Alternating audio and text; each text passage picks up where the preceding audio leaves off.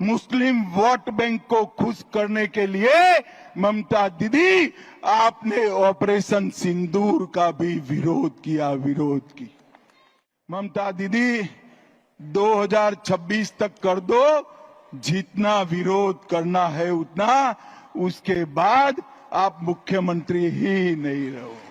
ममता दीदी वक्फ के कानून का विरोध कर आप किसका पक्ष ले रहे हो? बंगाल की सरकार की जमीन वक्फ की भेंट चढ़नी चाहिए क्या?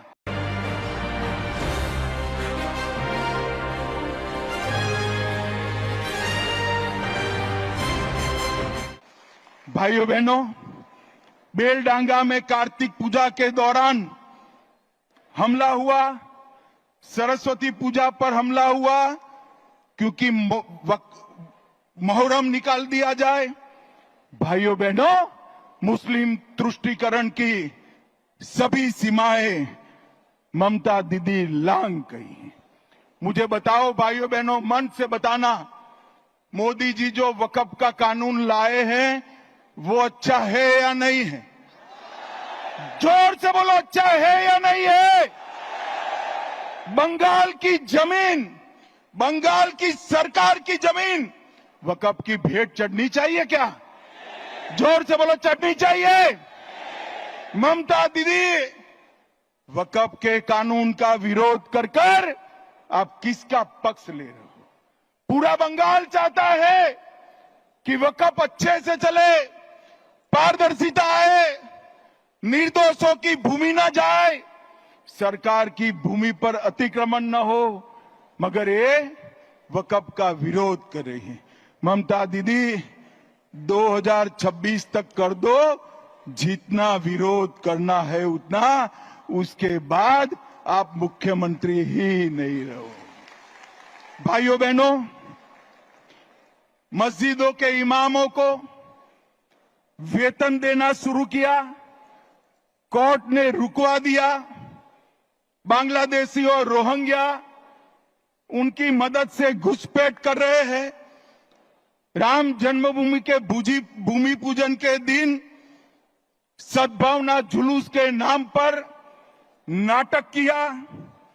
दुर्गा पूजा का विसर्जन पोस्टपोन किया।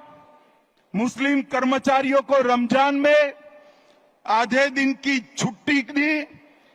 केरला स्टोरी पर प्रतिबंध लगाया और हाजी नूरुल इस्लाम को टीएमसी का टिकट दिया। और अंत में सबसे बड़ी बात, मुस्लिम वोट बैंक को खुश करने के लिए ममता दीदी आपने ऑपरेशन सिंदूर का भी विरोध किया। कार्यकर्ता भाइयों बहनों, मुझे बताइए, ये तुष्टीकरण बंगाल में चलने देना है क्या? जोर से बोलो, चलने देना है क्या? आज संकल्प कर जाइए कि 2026 में ये ममता बनर्जी की सरकार को मूल समेत उखाड़ कर हम फेंक देंगे, मूल समेत उखाड़ कर। मैं ममता दीदी को पूछना चाहता हूं, संदेश खाली का मुख्य अपराधी ममता दीदी किस पार्टी से था? आप लोगों को मालूम है? जरा जोर से बोलना, संदेश खाली का मुख्य अपराधी किस पार्टी से था? जोर से बोलो, किस पार्टी से था? आरजी कार के अपराधी किस पार्टी से जुड़े हुए हैं?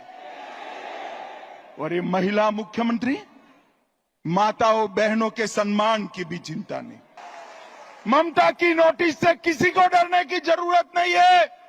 मोदी जी ने सीए का कानून इसलिए लाया है कि हमारे शरणार्थी भाइयों को मताधिकार मिले, अधिकार मिले। और ऑपरेशन सिंदूर में हमारी बहन के पति को मौत के घाट उतार दिया, उसको 2 दिन में हमने नागरिकता देने का काम भी समाप्त कर दिया। भाइयों बहनों, अंत में मैं ममता जी को एक सवाल करना चाहता हूं। ममता जी 10 साल तक आप केंद्र में सत्ता पर रही, 15 साल से मुख्यमंत्री है, यूपीए के साथ बैठी है, इंडिया अलायंस का हिस्सा हो, 10 साल सोनिया मनमोहन की सरकार में आपने बंगाल को क्या दिया? भाइयों बहनों, 10 साल में उन्होंने 2,09,000 करोड़ रुपया दिया था। कितना दिया था? जोर से बोलो। और मोदी जी ने 10 साल में 2,09,000 की जगह 8,27,000 करोड़ रुपया दिया है। और ममता दीदी, छोटे से छोटे काम का मेरे पास सूची है। आज बंगाल भारतीय जनता पार्टी ये सूची रिलीज करेगी 8,27,000 करोड़ के कामों की। मैं आपको पूछना चाहता हूं, आपके गांव में पैसा पहुंचा है क्या? अरे जोर से बोलो, पहुंचा है भाई? कहां गया? कहां गया? ये पैसा टीएमसी की सिंडिकेट की भेंट चढ़ गया है। और इसलिए अंत में मैं पूरे बंगाल की जनता को, सभी को 2 हाथ जोड़कर विनंती करने आया हूं। देश की सुरक्षा के लिए, घुसपैठ रोकने के लिए, भ्रष्टाचार को हटाने के लिए, माताओं बहनों को सुरक्षित करने के लिए और हिंदुओं को निर्भय करने के लिए यहां कमल के निशान को मौका दो। हमारे मोदी जी को एक मौका दीजिए, एक मौका दीजिए। मुझे बताओ सभी कार्यकर्ताओं, आज से 26 के चुनाव के काउंटिंग तक दिन रात अहर्निश हम काम में लगेंगे क्या? अरे जोर से बोलो, पक्का लगेंगे। हम एकमुश्त एकजुट होकर ममता की सरकार को उखाड़ फेंकेंगे। बाकी खबरों को जानने के लिए हमारे चैनल नजफगढ़ मेट्रो न्यूज को सब्सक्राइब कर लें।